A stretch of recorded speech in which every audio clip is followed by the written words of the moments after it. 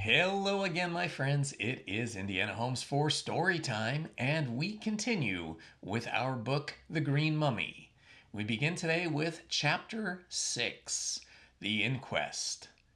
Like a geographical Lord Byron, the isolated village of Gartley awoke one morning to find itself famous. Previously unknown, save to the inhabitants of Brefort, Jussum, and the surrounding country, and to the soldiers stationed at the fort, it became a 9 days center of interest. Inspector Date of Pierside arrived with his constables to inquire into the reported crime, and local journalists, scenting a sensation, came flying to Gartley on bicycles and traps. Next morning, London was duly advised that a valuable mummy was missing, and that the assistant of Professor Braddock, who had been sent to fetch it from Malta, was murdered by strangulation. In a couple of days, 3 kingdoms were ringing with the news of the mystery. And a mystery it proved to be. For, in spite of Inspector Date's efforts, the enterprise of Scotland Yard detectives summoned by the professor, no clue could be found to the identity of the assassin. Briefly, the story told the newspapers, which ran as follows. The tramp steamer, Diver, Captain George Hervey, in command, had berthed alongside the Pierside jetty at 4 o'clock on Wednesday afternoon in mid-September, and some 2 hours later, Sidney Bolton removed the case containing the green mummy ashore. As it was impossible to carry the case to the pyramids on that night, Bolton had placed it in his bedroom at the Sailor's Rest, a mean little public house of no very savory reputation near the water's edge. He was last seen alive by the landlord and the barmaid, when, after a drink of harmless ginger beer, he retired to bed at 8, leaving instructions to the landlord, overheard by the barmaid, that the case was to be sent on the next day to Professor Braddock of Gartley. Bolton hinted that he might leave the hotel early and would probably proceed the case to its destination, so as to advise Professor Braddock necessary anxiousness of its safe arrival.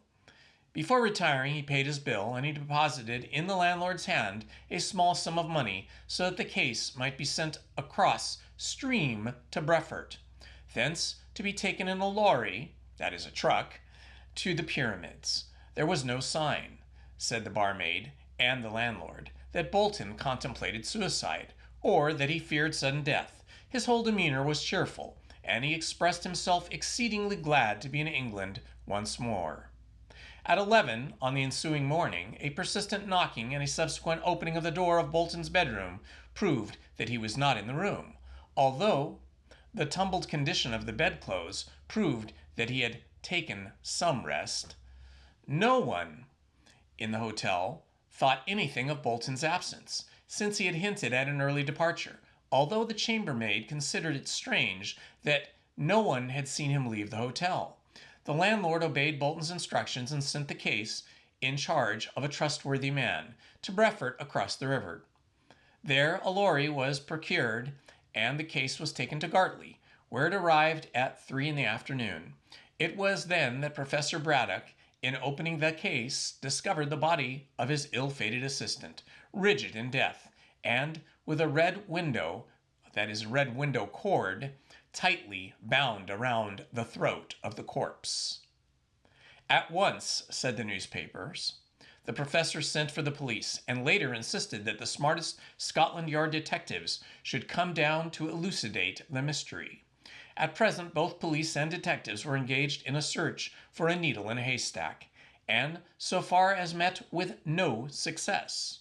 Such was the tale set forth in the local and London provincial journals, widely as it was discussed, and many as were the theories offered. No one could fathom the mystery, but all agreed that the failure of the police to find a clue was inexplicable. It was difficult enough to understand how the assassin could have murdered Bolton and opened the packing case and removed the mummy to replace it with the body of his victim in a house filled with at least a half a dozen people.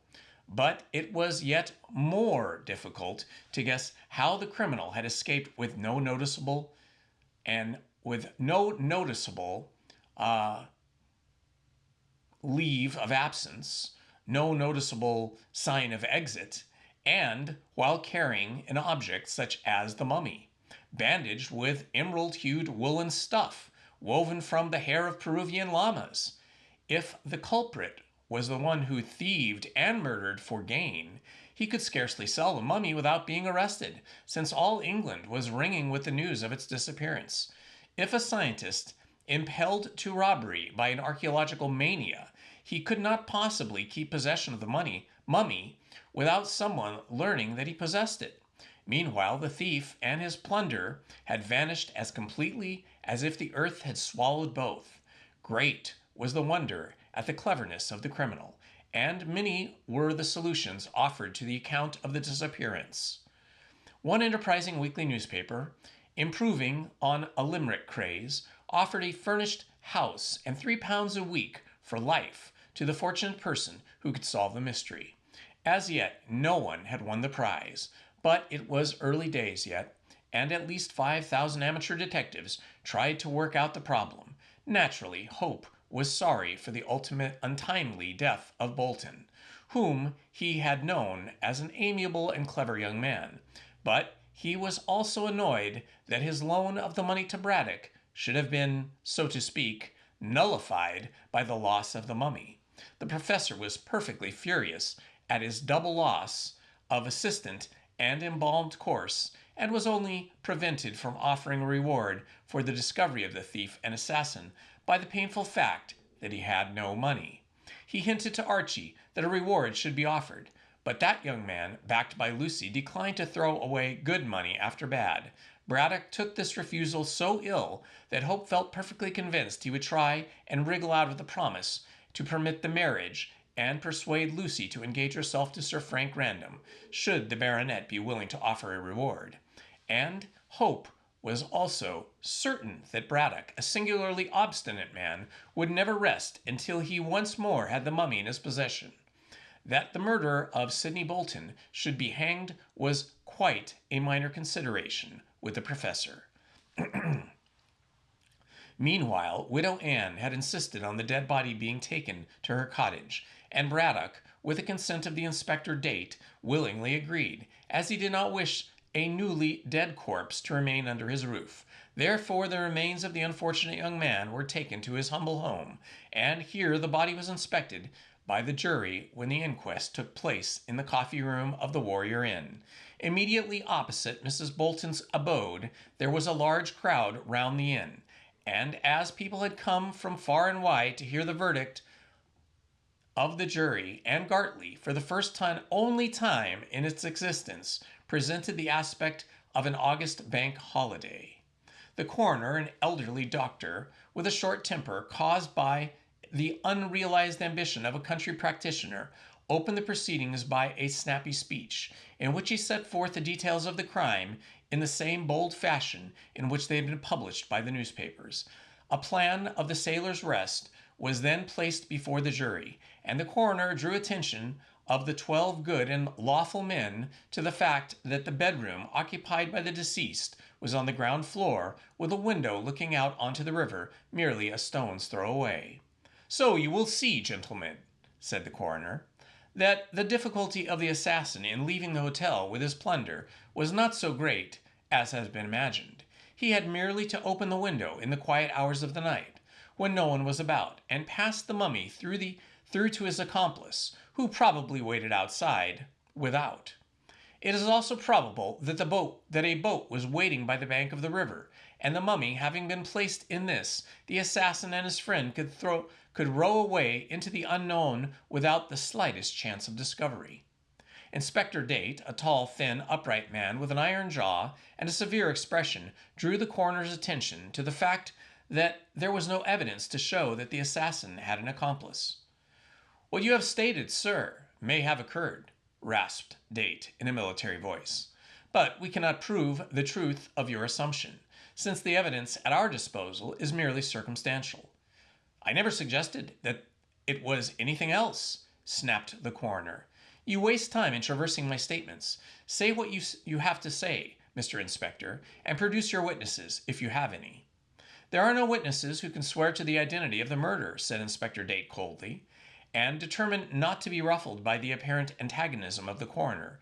The criminal has vanished, and no one can guess his name or occupation, or even the reason which led him to slay the deceased. The coroner then stated, "The reason is plain. He wanted the mummy." The inspector then said, "Why should he want the mummy?"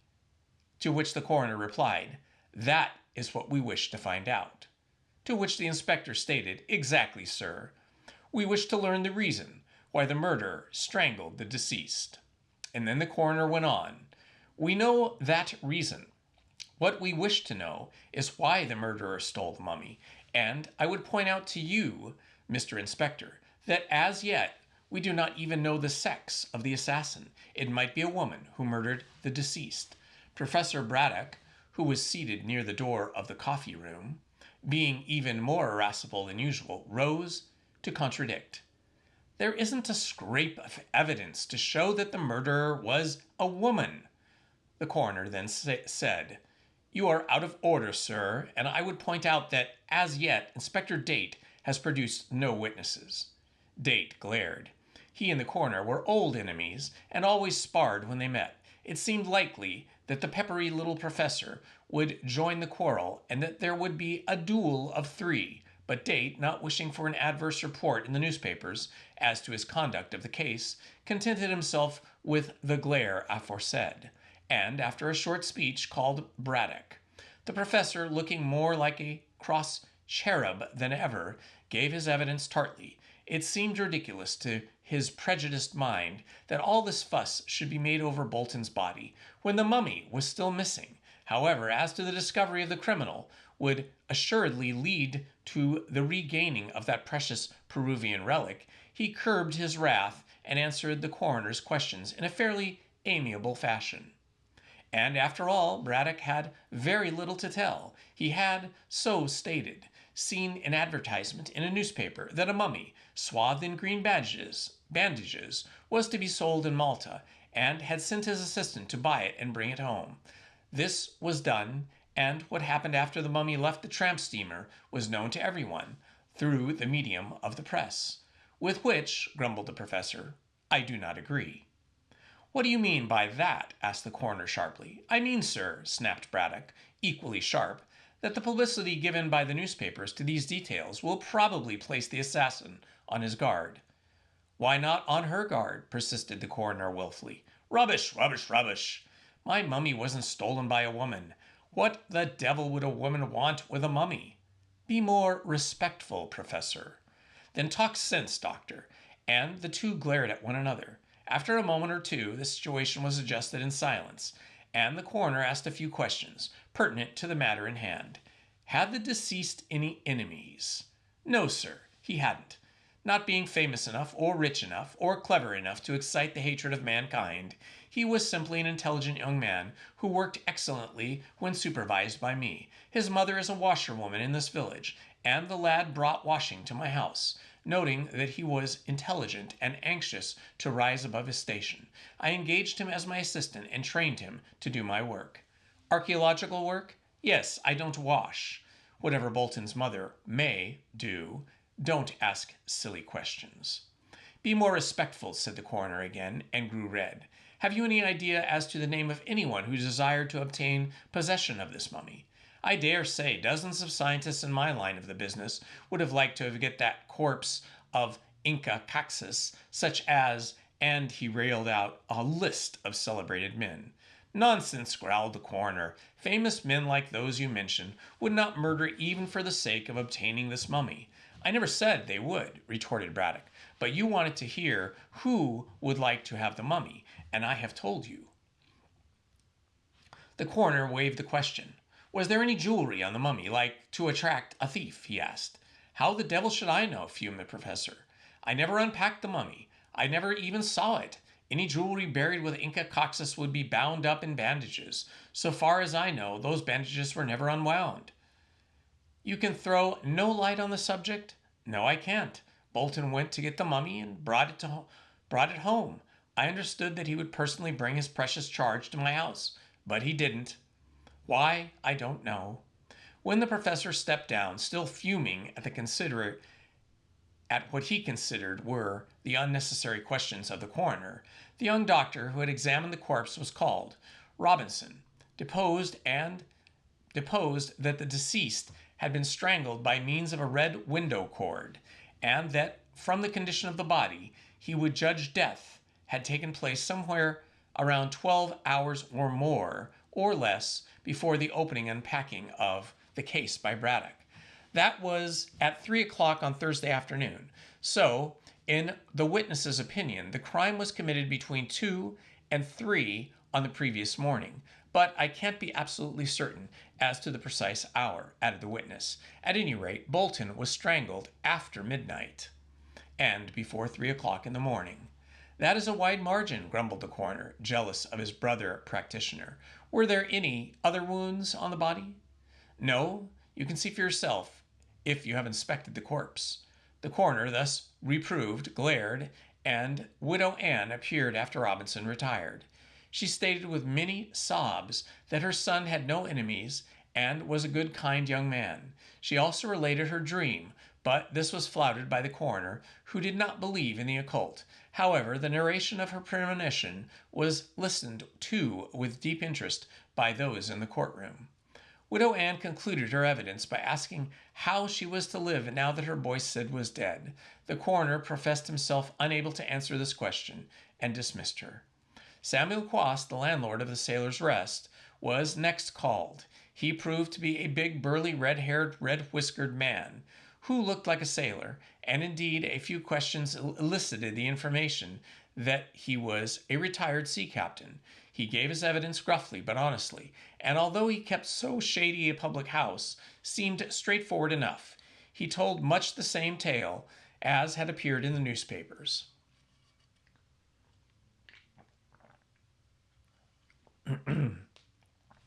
In the hotel on that night, there was only himself, his wife, and 2 children, and the staff of servants.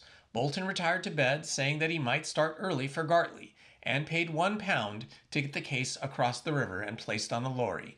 As Bolton had vanished the next morning, Quaz obeyed instructions, with the result which everyone knew. He also stated that he did not know the case contained a mummy.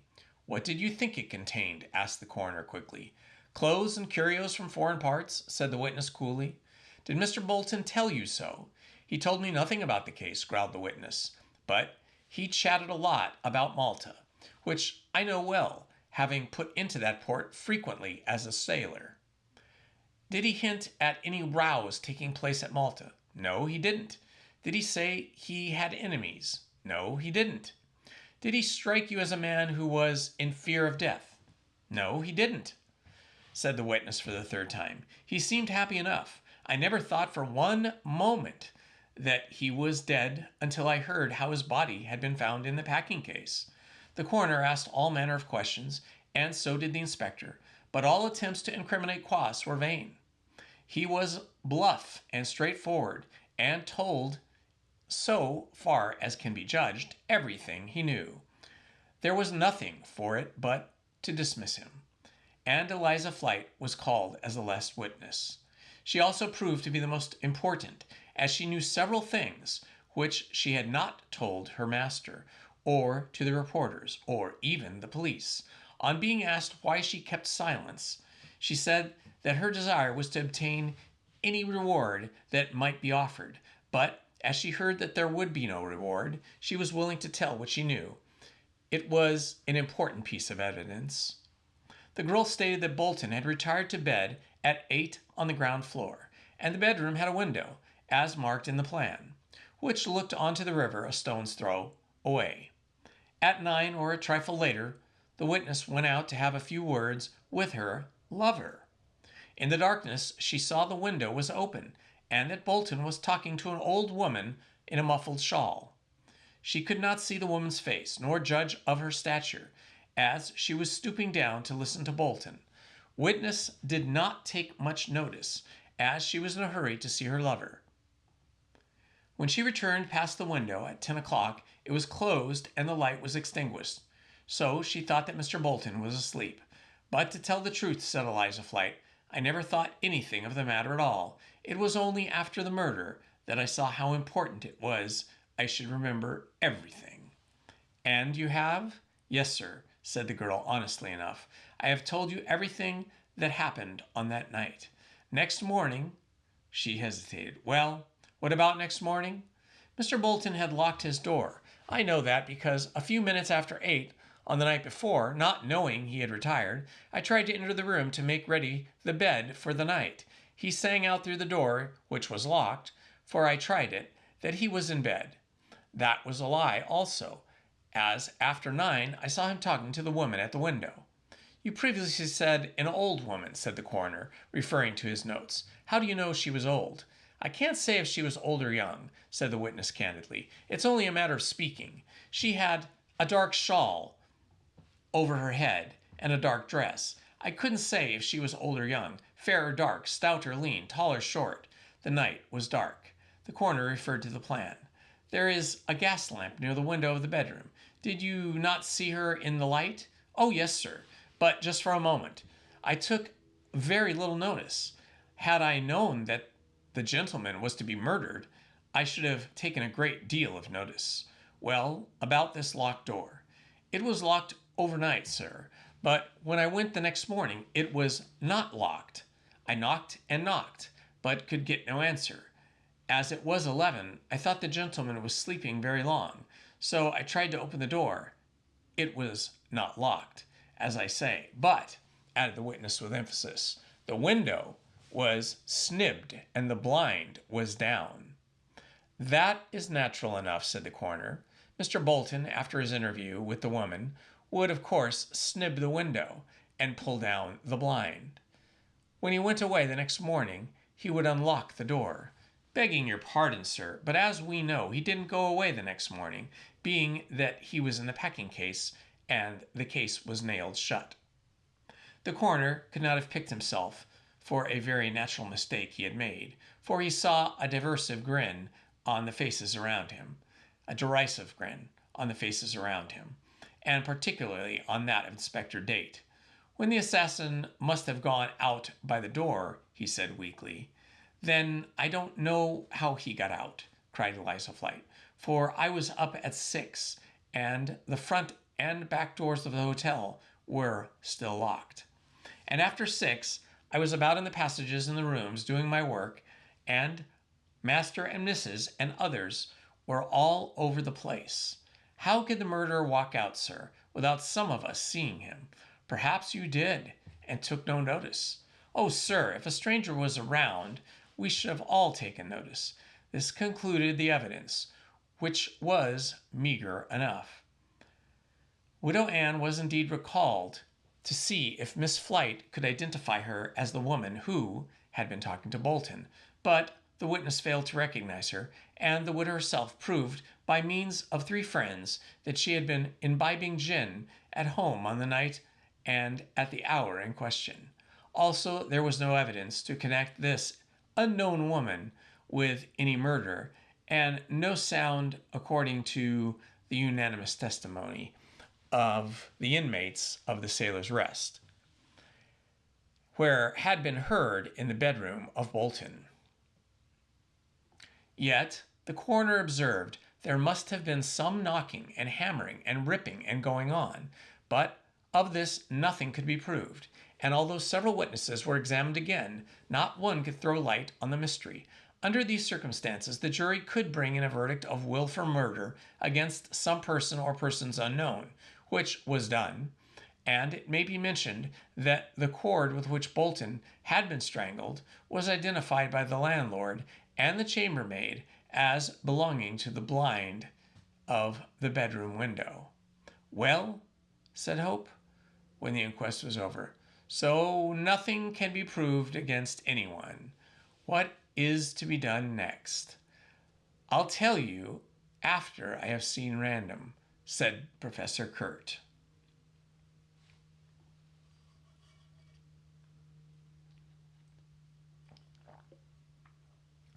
Chapter 7. The Captain of the Diver. The day after the inquest, Sidney Bolton's body was buried in Gartley churchyard. Owing to the nature of the death and the publicity given to the murder by the press, a great concourse of people assembled to witness the internment, and there was an impressive silence when the corpse was committed to the grave. Afterwards, as was natural, much discussion followed on the verdict at the inquest. It was the common opinion of the jury that they could have brought in no other verdict, considering the nature of the evidence supplied, but many people declared that Captain Harvey of the Diver should have been called.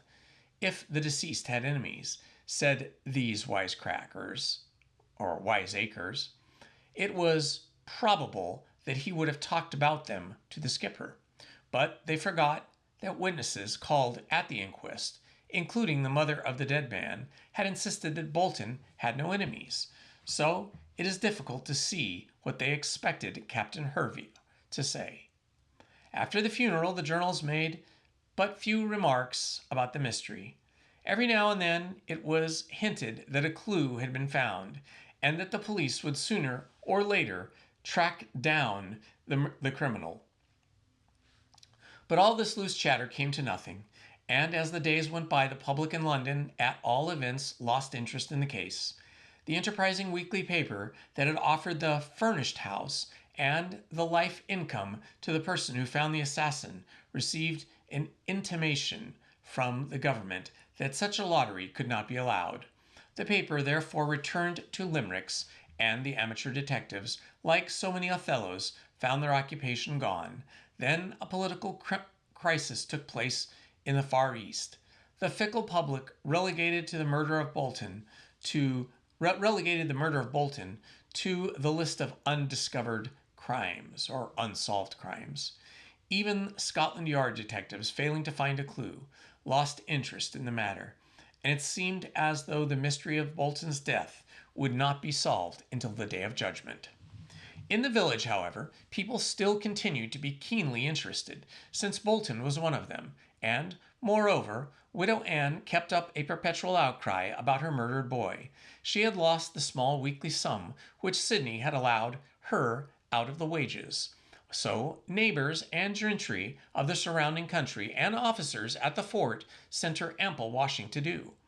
Widow Anne, in a few weeks, had quite a large business, considering the size of the village, and philosophically observed to a neighbor that it was an ill wind which blew no one any good, adding also that Sidney was more good to her dead than alive. But even in Gartley, the villagers grew weary of discussing the mystery which could never be solved, and so the case became rarely talked about. In these days of bustle and worry and competition, it is wonderful how people forget even important events. If a blue sun arose to lighten the world instead of a yellow one, after 9 days of wonder, man would settle down quite comfortably to a cerulean existence. Such is the wonderful adaptability of humanity. Professor Braddock was less forgetful, as he always bore in mind the loss of the mummy and constantly thought of schemes whereby he could trap the assassin of his late secretary. Not that he cared for the dead in any way, save from a strictly business point of view, but the capture of the criminal meant the restitution of the mummy, and as Braddock told everyone with whom he came in contact, he was determined to regain possession of his treasure. He went himself to the Sailor's Rest, and drove the landlord and his servants wild by asking tart questions and storming when a satisfactory answer could not be supplied. Quoss was glad when he saw the plump back of the cross little man, who so pertinaciously followed what everyone else had abandoned. Life was too short, grumbled Quoss, to be bothered in that way.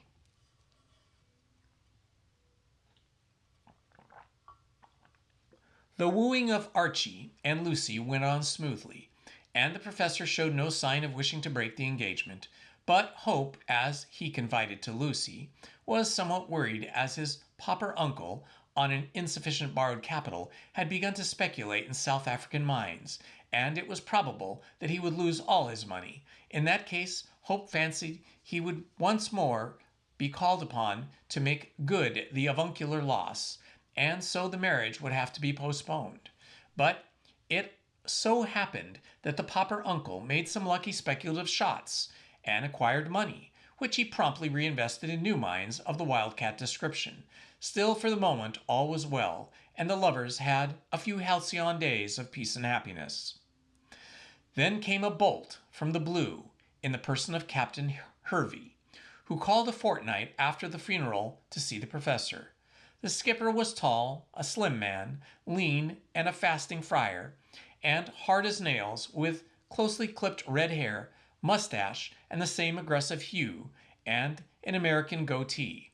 He spoke with a Yankee accent, and in a truculent manner, sufficiently annoying to the fiery professor. When he met Braddock in the museum, the two became enemies at first glance, and both were bad-tempered and obstinate, took an instant dislike to one another. Like did not draw to like in this instance. "What do you want to see me about?" asked Braddock crossly. He had been summoned by Cockatoo for the perusal of a new papyrus to see his visitor, and consequently was not in the best of tempers. "I was just blew in for a trifle of chin music," replied Hervey, with an emphatic USA accent. "I'm busy. Get out," was the uncomplimentary reply. Hervey took a chair and, stretching his legs lengthwise, produced a black cheroot as long and lean as himself. "If you were in the States, Professor, I'd draw a bead on you for that style of lingo. I'm not taking any, see?" And he lighted up. "You're the captain of the Diver." "That's so. I was, that is. Now I've shifted to a dandy windjammer of sorts that can run rings round the old barkie. I surmise I'm off for the South Seas, pearl fishing in 3 months. I'll take that concha along with me, if you like, Professor." And he cast a side glance at Cockatoo, who was squatting on his hams, as usual, polishing a blue enamel jar from a Theban tomb. "I require the services of the man," said Braddock stiffly. "As to you, sir, you've been paid for your business in connection with Bolton's Passage, and the shipment of my mummy, so there is no more to be said." Heaps more, you bet," remarked the man of the sea placidly, and controlling a temper which, in less civilized parts, would have led him to wipe the floor with the plump scientist. "My owners were paid fur that racket, not me. No, sir. So I've paddled into this port to see if I can rake a few dollars on my own." "I've no dollars to give you, in charity, that is." "Huh. And who asked charity, you bald-headed jellybag?" Braddock grew scarlet with fury. "If you speak to me like that, you ruffian, I'll throw you out." "What? You?" "Yes, me." And the professor stood on tiptoe, like a bantam he was. "You make me smile, and likewise tired," murmured Hervey, admiring the little man's pluck. "See here, Professor, touching that mummy." "My mummy? My green mummy? What about it?" Braddock rose to the fly thrown by his skillful angler. "That's so. What will you shell out if I pass along that corpse?" "Ah!" The professor again stood on tiptoe, grasping, and purple in the face. He almost squeaked in the extremity of his anger. "I knew it!" "Knew what?" demanded the skipper, genuinely surprised. "I knew that you had stolen the mummy. Yes, you needn't deny it. Bolton, like the silly fool he was, told you how valuable the mummy was, and you strangled the poor devil to get my property." "Go slow," said the captain, in no wise perturbed, but accusation. "I would have you remember that at the inquest it was stated that the window was locked and the door was open. How then could I waltz into the blamed hotel and arrange for a funeral? Sides, I was shooting is mourning my line that Gattering. I leave that to the East Coast Yellowstomachs." Braddock sat down and wiped his face. He saw plainly enough that he had not a leg to stand on, as Hervey was plainly innocent. "Sides, went on the skipper, chewing his cheroot. I guess if I'd wanted the old corpse of yours, I'd have yanked Bolton overside and set down the accident to bad weather. Better for me to loot the case aboard than to make a fool of myself ashore. No, sir, H.H. don't run in his own particular private circus in that blamed way. H.H., who the devil is H.H.? Me, you bet. Hiram Hervey, citizen of the USA, Nantucket neighborhood for home life. You see, don't get me hairs up, or I'll scalp ya. You can't scalp me, chuckled Braddock, passing his hand over his bald head. See here, what do you mean? What do you want? Name a price, and I'll float around to get back your verdant corpse. I thought you were going to the South Seas. In 3 months, pearl fishing. Lots of time, I reckon, to run this old circus I want you to finance. Have you any suspicions? No. Except I don't believe in that window business. What do you mean? Braddock sat upright. Well, drawled the Yankee, you see, I interviewed the gal as told that particular lie in court. Eliza Flight? Was it a lie she told? Well, not exactly. The window was snibbed, but that was done after the chap who sent your pal to Kingdom Come had got out. Do you mean to say that the window was locked from the outside? Asked Braddock, and then, when Hervey nodded, he exclaimed, Impossible! Nary impossible, you bet. The chap who engineered the circus was all fired smart. The snib was an old one, and he yanked a piece of string round it and passed the string through the crack between the upper and the lower sash of the window. When the outside he pulled, the snib slid into place. But he left the string on the ground outside. I picked her up the next day and guessed the racket he'd been on. I tried the same business and brought off the deal. It sounds wonderful and yet impossible, called Braddock, rubbing his bald head and walking excitedly to and fro. See here, I'll come along with you and see how it's done. You bet you won't, unless you shell out. See here, Hervey leaned forward from the window. Business, it's plain that no one inside the shanty corpsed your pal. The chap, as did it, entered and left by the window and made tracks with that old corpse you want. Now, you pass along 500 pounds. That's English currency, I reckon. And I'll smell around for the robber. And where do you think you can obtain 500 pounds? Asked the professor very dryly. Well, I guess if I blamed a corpse is worth it, you'll be willing to trade. You don't live in this shanty for nothing. My good friend, I have enough to live on, and obtain this house at a small rent on account of its isolation. But I can no more find the sum of 500 pounds than can I fly. Hervey rose and straightened his legs. Then I guess I'd best be getting back to Pierside. One moment, sir. Did anything happen on the voyage? Did Bolton say anything likely to lead you to suppose that he was in danger of being robbed and murdered? No, said the skipper musingly, and pulling his goatee. He told me that he had secured the old corpse and was bringing it home to you. I didn't talk much to Bolton. He wasn't my style. Have you any idea who killed him? No, I ain't. Then how do you suppose, or should I say how do you propose, to find the criminal who has the mummy? You give me 500 pounds and see, said Hervey coolly. I haven't got the money. Then I reckon you don't get the corpse. So long. And the skipper strolled towards the door. Braddock followed him. Have you a clue? No, I've got nothing. Not even that 500 pounds you make such a fuss over. It's a wasted day with H.H., I surmise. Wait, he scribbled on a card and flung it across the room. That's my Pierside address. If you should change your mind, your blamed mind, there's my address. The professor picked up the card. The Sailor's Rest. What are you stopping there? Then, when Hervey nodded, he cried violently, Why, I believe you have a clue.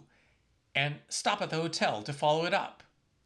Maybe I do, and maybe I don't, retorted the captain, opening the door with a jerk.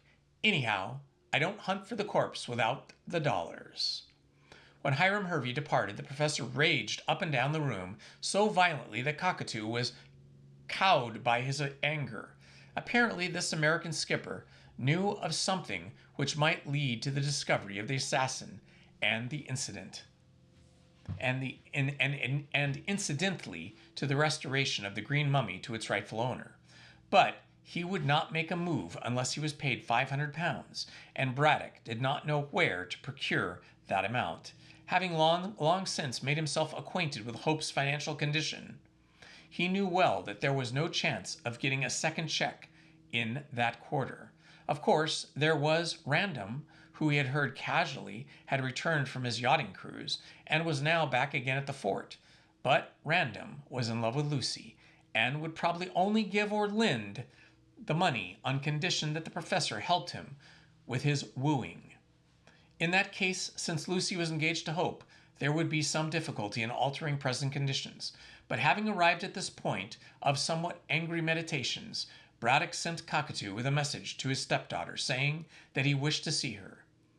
I'll see if she really loves Hope, thought the professor, rubbing his plump hands. If she doesn't, there may be a chance of her throwing him over to become Lady Random.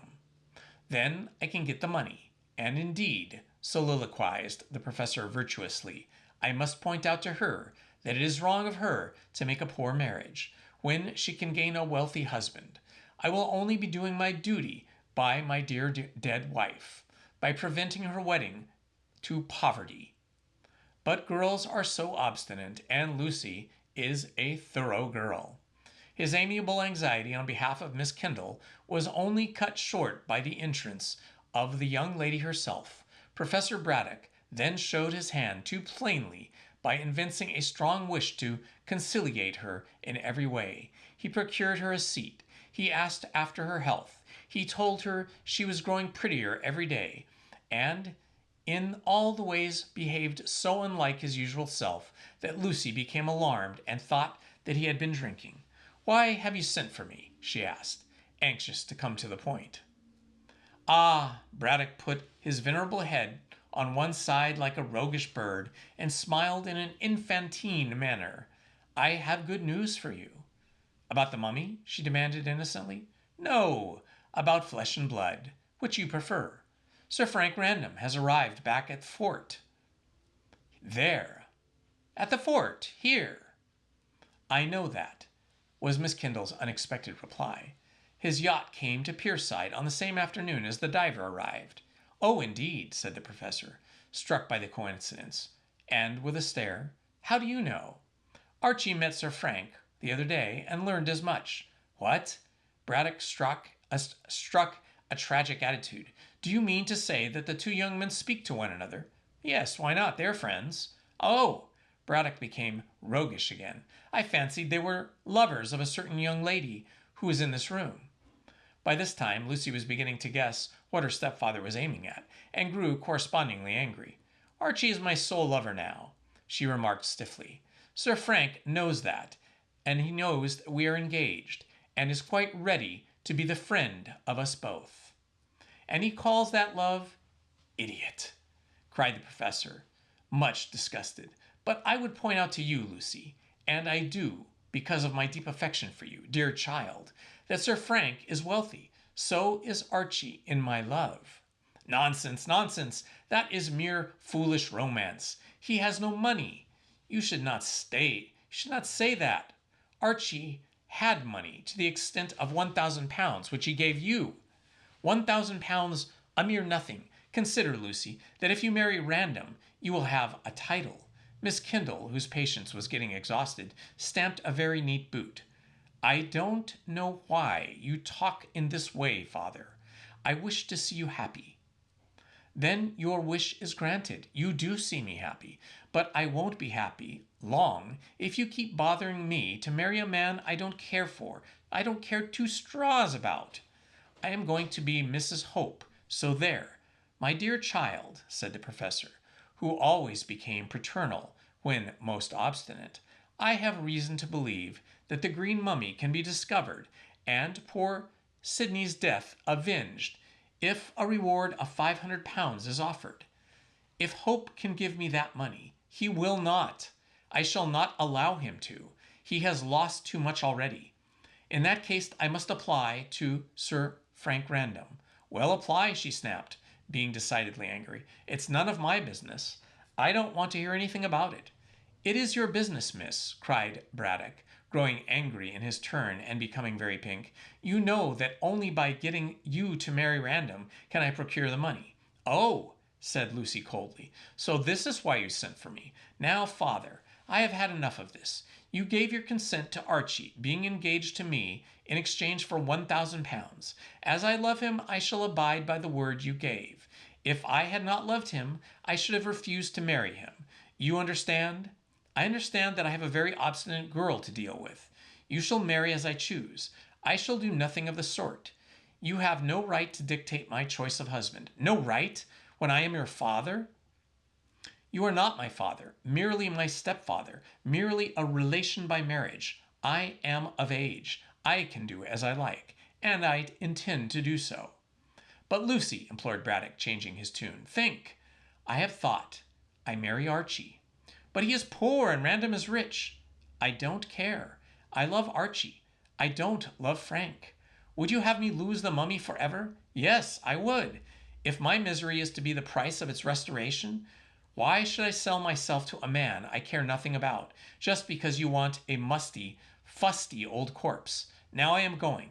Lucy walked to the door. I shan't listen to another word, and if you bother me again, I shall marry Archie at once and leave the house. I can make you leave in any case, you ungrateful girl, bellowed Braddock, who was purple with rage, never having a very good temper at his best of times.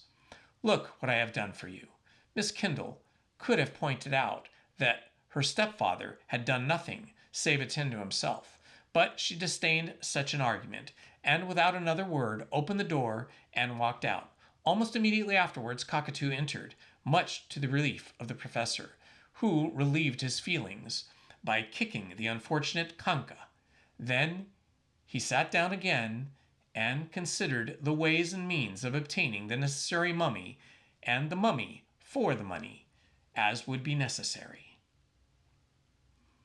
All right, my friends, that is the end of the reading for today. We will continue with Chapter 8 the next time we do this reading. This has been Indiana Homes for Storytime. Thank you for joining me today. Love to you all. Please hit the like button, subscribe, and hit the notifications button. Thank you very much.